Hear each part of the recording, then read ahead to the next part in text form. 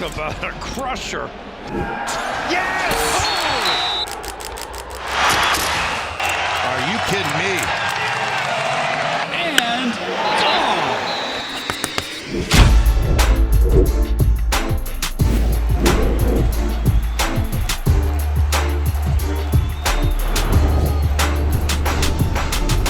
Welcome back to the Schoolyard Sports podcast. I'm the host of this podcast, Lane Frank. We're now on episode 238. So 238 episodes through, and I got an action-packed episode planned for you. I spent Saturday in Tuscaloosa, Alabama, in the Alabama football facilities, getting to know just how they run that tight ship, and I'm excited to tell you all about it on this episode. We're also going to be discussing other things in college football, college basketball, NBA, MLB, and so much more. So stay tuned for this action-packed episode 238. Let's start out episode 238 how we always do with our headlines in the NBA. New Orleans Pelicans and the Dallas Mavericks are the two worst teams in the Western Conference. Bit surprising to me. I picked Cooper Flagg as my Rookie of the Year. I picked Zion Williamson as my Most Improved and Comeback Player of the Year. Now, those things can still happen, but these teams are off to a really bad start. One bright spot for the Pelicans has been Derek Queen, just done a great job so far in his rookie season. A bright spot for them going forward, but Willie Green, a little bit interesting of a head coach, still the head coach of New Orleans Pelicans. And for the Mavericks side of things, Jason Kidd, is that hot seat starting to burn up a little bit?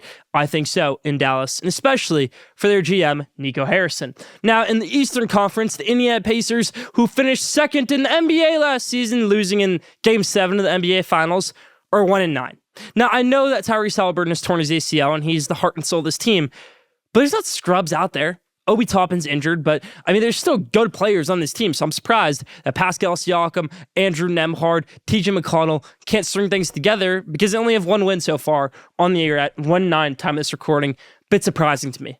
Last thing in the NBA, San Antonio Spurs are 7-2. My MVP pick, Victor Wembanyama, is living up to the hype, and they're playing great basketball. I don't want to get ahead of myself, but they're looking like a top 3 seed in the Western Conference this season. Now, in the NFL, we had action-packed. Week 10 kicked it off with the Denver Broncos winning 10-7 on Thursday Night Football over the Las Vegas Raiders. Good defense, 8-2. Broncos, you can say what you want about it, a fraudulent 8-2, but 8 wins is 8 wins through Week 10, so special stuff right there from Denver.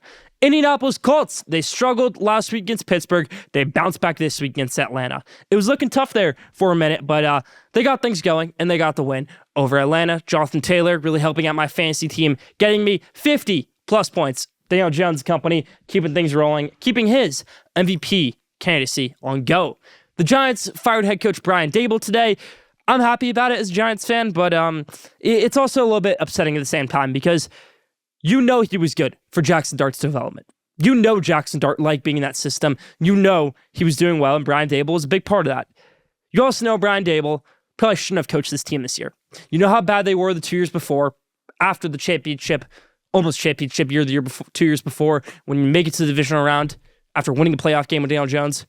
You know he shouldn't have been the head coach this year because of the way that defense had been in the past few years, because of how dysfunctional his organization had been, and that really falls on the head coach at times, in my opinion.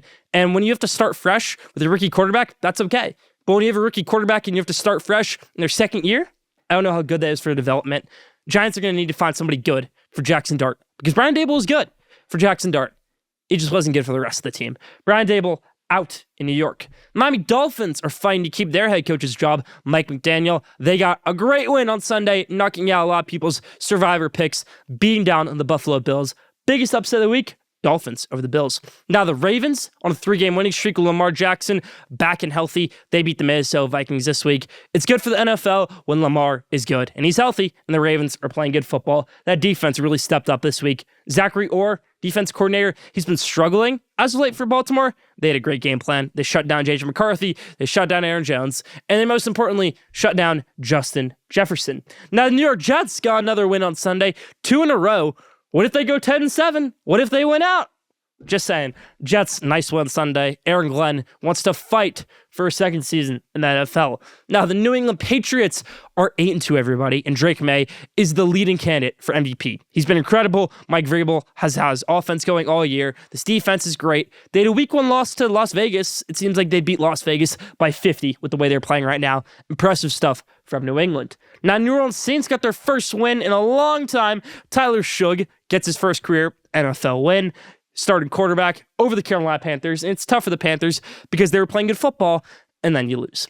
Now, the Houston Texans had to start Davis Mills on Sunday, and it looked like a disaster for about 3 quarters until he went insane mode in the fourth quarter, getting 26 unanswered points, and they win that game over Jacksonville. A tough loss for Liam Cohen and Jacksonville that they'll have to take back to Duval with them. Seattle Seahawks won 44-22 on Sunday. They're just playing great football. I think the defense is stepping up. Tyrese Knight had a great game on Sunday. UTEP alum. Sam Darnold played good football, as usual. He's done all year in Seattle. So another MVP candidate right there, Sam Darnold. Los Angeles Rams also had a great game on Sunday. They beat down the San Francisco 49ers. Mac Jones had a great game for San Francisco, 33 for 39, but Sean McVay got his revenge after losing to them on Thursday Night Football a few weeks ago at home. Rams get the win on Sunday over San Fran. Detroit Lions get a win on Sunday, 44-22 as well over the Washington Commanders. Corey Krosky-Merritt couldn't get things going in the ground game. Dan Quinn couldn't get Marcus Mariota out of his own head. And the Lions get a much-needed win on the road, a big morale boost for them. Lions over the Commanders. Next one, the Chargers on Sunday Night Football got a big-time win over the Pittsburgh Steelers. A lot of people didn't think they'd get that win. Steelers fans traveled well, but the defense, Jesse Minter's defense coordinator of the Chargers, just stepped up. They buckled in, and they played great football, and that's what you want to see. The offensive line still struggled a lot for LA, but good win for the Chargers over the Steelers. Now, in the MLB, we got a little bit of news. Craig Stammen will be the new Padres manager. A little crazy to think because he was just on the team less than 2 years ago. Now he's going to be their manager. Murotaka Murakami, one of the best players in Japan and arguably the best player in the WBC 2 years ago, is going to be posted and have 45 days to sign with any MLB team. Some people might think it's LA, maybe San Francisco, maybe it goes to the East Coast. Where will this Japanese slugger land? That's my question to you. Nick Kurtz won Rookie of the Year, and Drake Baldwin of the Atlanta Braves won NL Rookie of the Year.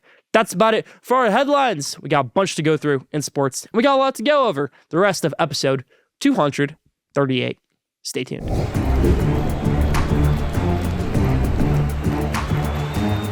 Now, let's roll through the games in the NFL this week. I'm excited to get a perfect score this week on my games. That starts with Thursday Night Football, the Jets versus Patriots. Patriots 8-2, Jets 2-7. So, on paper, it seems like the Patriots should destroy Jets. Not the case right here, though. I think it's going to be a close game, but the Patriots do get the job done. Justin Fields plays well in this one. But the Patriots, just too much at the end of the day, at home. Next one, Commanders versus the Dolphins in Madrid. 3-7 on 3-7. Just not a good game. But let's go with the Dolphins, picking this game because, in Madrid, I think there'll be a lot of Miami fans there. So let's go with the Dolphins over the Commanders. And the Commanders just reeling right now. Next one, Buccaneers versus the Bills. Let's go with the Buccaneers in this one. Bills 6-3. Terrible loss last week, one of the worst we've seen all season. I think they played another Florida team this week and just don't get the job done. So Tampa Bay over the Bills. Bears versus the Vikings. Caleb Williams coming off a few good wins, but I think that ends right here. I think J.J. McCarthy buckles in and he gets the win over Chicago. Chargers versus the Jaguars. Let's go with the Chargers. Jaguars have a good record, but last week's loss was terrible, to say the least. Chargers got maybe the best win in the NFL. Chargers over the Jaguars. Seahawks versus the Rams. 7-2 on 7-2. It's a great game to predict. NFC West could come down to this game. But I think the Seahawks get it done. I really do. I think that defense makes the difference and slowly turning into Super Bowl contender Seattle. Chiefs versus the Broncos. I like the Chiefs in this one. The Broncos are 8-2 and it's a home game for them. But the Chiefs 5-4. I just think they get the job done here. I think the Broncos, their luck runs up a little bit. After 7 straight wins, they lose a game. Chiefs over the Broncos. Last game of the week, Lions versus the Eagles, Sunday Night Football. Lions played great last week. Eagles offense took a little while to get going on Monday Night Football. Defense is good for the most part, but the Lions get the win over the Eagles in Sunday Night Football. And that's about it for Schoolyard Sports NFL Game Day. Now, top 5. This week's top 5. Let's take a trip to college football where I'm going to give you my top 5 Heisman contenders for this year. Let's hop into it. We're closing in on the Heisman ceremony in December, and I'm ready to give you who I think has the best chance to win the Heisman, going from 5 to 1. For 5, Jeremiah Love. Best player in the country that isn't a quarterback, isn't Jeremiah Smith, it's Jeremiah Love, running back for Notre Dame. single-handedly puts the team on his back a lot of games. Also a good combo, Jadarian Price, the other running back for them. 5, Jeremiah Love. 4, Ty Simpson. And the thing with Ty Simpson and a lot of other players that have on this list is, what I think the Heisman is going to come down to is just who's going to win the most games at the end of the day out of these guys. I think maybe A&M can get eliminated, and that might eliminate a few guys on their team. Ohio State can get eliminated, Alabama can get eliminated, and that can move Ty Simpson down. But I think Ty Simpson has just been a really good quarterback all year long. I wouldn't say he's been better than the 3 guys I have above him, but Ty Simpson has certainly done a great job and did a good job in that LSU game. I think it was one of his worst games of the year, but when you win at home in a rivalry game, it's one of your worst games of the year. I think that's a big accomplishment for Ty Simpson. We're 4 on my list. We're 3, Ohio State quarterback Julian Sayin. Now, he's got an easy job throwing the ball at these guys, but he's still got to get there to them. He might have the best receivers in the country. You still have to be able to hit them wherever they are. He's done that. He's done that with great ball placement. I think what Julian's saying, it's going to come down to, can he beat Fernando Mendoza in that Big Ten championship game? Can he win, get them to that playoff, beat Michigan, and get to that playoff as a Big Ten champion? That's what it's going to come down to for Julian Sayin. For now, he's number 3. Number 2, Fernando Mendoza. I mean, Fernando Mendoza is just so exciting to watch. He can run. He can throw. He's an NFL quarterback, and he's smart, too. You watch that game against Penn State, that is pure Heisman, pure NFL level. Going 80 yards down the field, getting a touchdown. I mean, incredible work right there. Omar Cooper Jr. gets the touchdown at the end of the game, the back of the end zone, but Mendoza had to place the ball there. Mendoza had to make the throws on that drive. The Cal transfer has had himself a great year for number 2 Indiana, and he finds himself at number 2 on my list. Number 1 on my list, who I think is going to win the Heisman this year, is Marcel Reed. I think Marcel Reed is going to win the Heisman Trophy. I think it's because A&M is going to win the SEC. I really do. And I think if you win the SEC, Marcel Reed is going to be sky's the limit because this guy can move his feet so well. They're blowing out opponents. His stats aren't as good as Ty Simpson. They're not as good as Julian Sayin, and they're not as good as Fernando Mendoza. They're close, but they're not better. But he's better. They're better as a team, and I think at the end of the day, Marcel Reed, you give him the ball at the end of the game, he's going to make plays with his legs. He's going to make plays with his arm. They haven't asked much of him. All these guys, Ty Simpson, Julian Sayin, Fernando Mendoza, they've all had close games. When you look at Marcel Reed, he really hasn't, and he's going to step up when he does. That's why I think the A&M quarterback, when they win the SEC, he gets the praise, he gets the Heisman. Marcel Reed, number 1 on my list. That's about for Top 5. Leave your thoughts in the comments.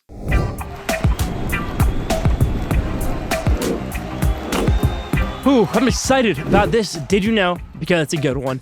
Did you know the Iona Gales have made 16 NCAA tournaments for college basketball and have never won a game? They had Rick Pitino for a few years, and they actually almost upset number 2, Alabama, and then number 5, the UConn, the year after. UConn team that won the championship, actually. But Rick Pitino himself couldn't even save this Iona team from their tournament struggles. He can bring them there. He can't win it with them. Iona, 16 NCAA tournaments, 0 tournament wins to go for it. That's about it for Did You Know this week. Tuscaloosa, Alabama is the best place to be in college football. It really is. Now, I love Ann Arbor, Michigan. I really do. It's the best place in the Big Ten. It's where I grew up as a college football fan. It's a great place, and it's a great environment. But Alabama, they do things a little bit differently. Tuscaloosa was a great city to be in this weekend for the Alabama-LSU game. Really a late decision for me to go to this game. I've always wanted to go to an SEC game. I'm in college next year. I don't plan on going to a school in the SEC, so I really wanted to go to this game. And boy, did Alabama show up. Not just the team itself, but the town, the people, and of course, what they did for us, the football team. You know, spent the day with Dodgers manager Dave Roberts, who also is a big Alabama fan, friends of Kalen DeBoer. Going to Alabama football practice was incredible. Just seeing the walkthrough, the tight ship they run there, from the special teams guys to Ryan Grubb, the offense coordinator, to Nick Sheridan, to Caden Womack, who's done a great job as their defense coordinator, and then all the way up, of course, to Kalen DeBoer. They get everybody going. You're watching trick plays with Caden Proctor, Ryan Williams. They're getting ready for the game. Direct snaps, Ty Simpson. It was just a great day overall. Courtney Morgan, general manager of Alabama football. He's doing a great job over there. Probably the most valuable staff member in all of college football, you could say, is the general manager position. And Courtney Morgan is at the top of that list, bringing in player after player for Alabama. And that's why, you know, Alabama football has done a great job under Kalen DeBoer. They run a great ship there. It was a great experience, getting to run out with the team pretty much, going to Bryant-Denny Stadium, which is just a great stadium to be at. The Big House is awesome, but Bryant-Denny Stadium's louder, in my opinion. I mean, that was incredible. Going in there, thunderstruck playing, walking in with Ty Simpson, getting in the locker room. And LSU, they showed up. They gave their best punches. They're not going to let this go. This is their Super Bowl. Their season's over, but they're still talented. They're still preseason number 2. They still want to win this game. I mean, it was a really close game at one point. Garrett Nussmeier was struggling. Michael Van Buren Jr. hopped in there. But Alabama just walked in, played great football, and that's what they do. The defense showed up. Ty Simpson played one of his worst games. And when you play one of your worst games and you still win, that's what's special about this Alabama football team. So, Kalen DeBoer, everybody at Alabama football, what a great weekend that was. Tuscaloosa, Alabama. I'll throw some photos up here. We did a little video on the field. So, great experience for college football and Tuscaloosa, Alabama in the SEC.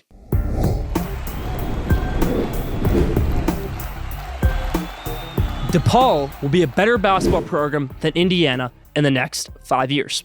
That may seem crazy, but I think it's probably going to come true when you think about it at the end of the day. DePaul basketball plays in the Big East. Indiana plays in the Big Ten. Indiana has football. DePaul does not. Now, Indiana may have all the boosters in the world, and DePaul doesn't, but at the end of the day, they're only going to give to basketball at DePaul. At Indiana, well, you've got this amazing football team now. You've got this great basketball team. Maybe there's a good baseball or golf team in Indiana, but football is going to take away a lot of resources than basketball at all of these Big Ten schools, SEC schools, new Pac-12 schools, ACC schools, Big 12 schools. But when you look at the Big East, they don't have football. I think the only biggest team that might have football is UConn, and they don't care about football at UConn like they do about basketball. So when you think about NIL, it's going to matter a lot more when these college basketball players are getting paid more at these schools than they are at, say, a Duke or an Indiana, because that's all their NIL money from the donors are going to. Here's a stat for you. The Big East averaged $700,000 more per player than all Power 4 schools, the Power 4 conferences. So if you're a basketball player, in Big East, you're going to make more money than you are going to a Duke, going to a Kentucky, going to a Kansas, if you're that guy, if you're that top player, because all the donors focus on basketball. You think Georgetown cares about their football team? No. You think Villanova cares about their football team? Do they have one? That's what I'm saying right here. DePaul's, Seton Hall's, Villanova's, Georgetown's, maybe UConn's of the world are going to dominate college basketball. Creighton, because they don't really have football. They just don't. And rather than spending $1 million on a quarterback like Michigan might do with Bryce Underwood, well, these schools, they can spend as much as they want on getting a new point guard.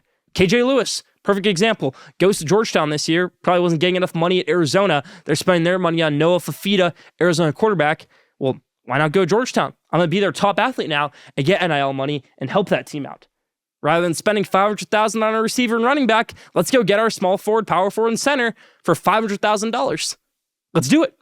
Because that's what you can do now in college basketball. There's nothing against it because these donors aren't forced to, pay women's basketball the same as men's basketball or water polo the same as football. But when you don't have a football program, that's going to help you out a lot. Now, some of these football schools, don't have the best basketball, but it's still there. Alabama still is a great basketball team. Michigan still is a great basketball team. For Duke football, they're in rising. I mean, Duke football is a $4 million quarterback. That money could have gone to a basketball player. But no, they have a football team too. These Big East schools, they don't.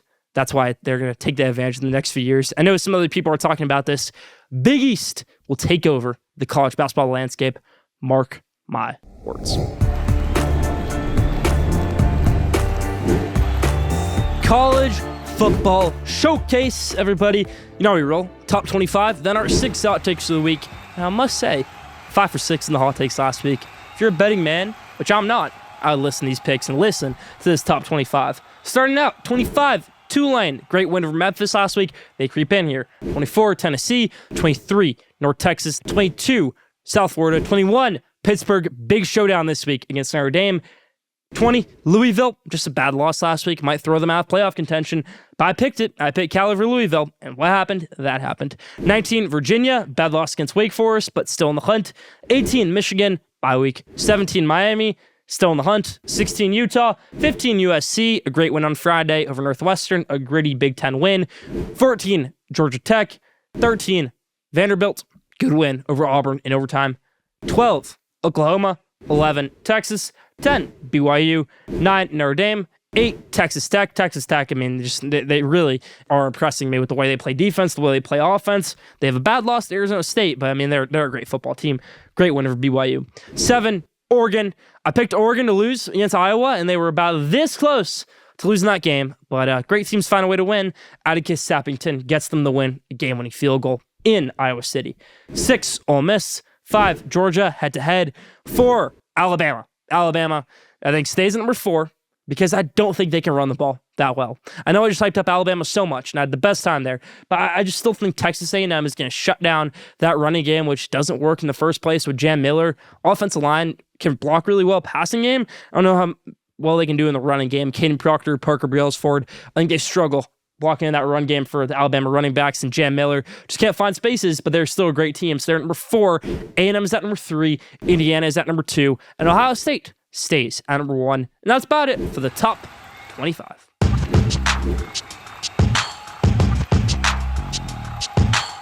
Here we go, everybody. I was this close last week to getting the perfect 6 for 6. We've never done it in college football. I have been waiting to do it forever, and I'm going to do it this week. I am. And it starts out with Notre Dame beating down on Pittsburgh. If you saw what head coach for Pitt, Pat Narduzzi, said today, I mean, it was a complete joke. He said, this game doesn't matter for us. If you told me I lose this game by 100 and we win the ACC, perfectly fine with that. Because, yes, he's right. This is not a conference game for them. Yes, he's right. They can lose this game and still make the playoff no matter what. Even if they lose 1,000-0 and look like the worst team in college football, they can still make the playoff, which is exactly why I think they don't play so aggressive in this game. Notre Dame does. They get the win. They boost their resume. Next one, Alabama over Oklahoma. This is a great game. It's going to be a night game, I think. Oklahoma beat Alabama last year in Norman. The people at Alabama were saying they want revenge for last year. They want to keep their playoff season on go. And that starts right here with the win over Oklahoma. A must-win game, I would say, for the Crimson Tide. Next one, Duke beats Virginia in a battle for who will make the ACC championship game. Basically, winner of this game goes to the ACC championship. You know, Duke lost last week to UConn, but a similar situation to Pitt where they can afford to lose that game and still make the playoff. Duke didn't really lay it all on the line. They do right here at home against Virginia and get the win. Next one, USC versus Iowa. I hyped up Iowa a lot. I talked about how they were this close to beating Oregon, but I also talked about USC. Now, Jaden Maiava has been a great quarterback for them. King Miller has been a spark in that running game, and his defense has impressed me. So USC over Iowa at home. Second and last hot take I've got for you. A big upset, and that knocks out a playoff contender, actually, will be TCU over BYU. BYU is 8-0. They lost to Texas Tech last week, 8-1 now, but they've been hanging around a lot of these games. They almost lost to Colorado. They almost lost to Utah. They almost lost to Arizona. I think TCU, Josh Hoover, they bite them right here, and Josh Hoover plays a great game. TCU over BYU. Now, the game of the week, Georgia versus Texas. Georgia beat them twice last year. Was really close in the second one. Wasn't so much in that first one. Texas had a big struggle closing games this year. They really have. Mississippi State, overtime. Kentucky, overtime. When you look at Vanderbilt, they have a big lead, 31-14, I believe. You win 34-31. It has been a huge struggle closing out these games for Texas. It's been a strength of Georgia football, which is why I think Georgia, at home, gets the win over Texas and says, see you next year, Arch, because you got to come back to college football. You're eliminated from the college ball playoff, Texas by Georgia. And that's about it for the hot takes.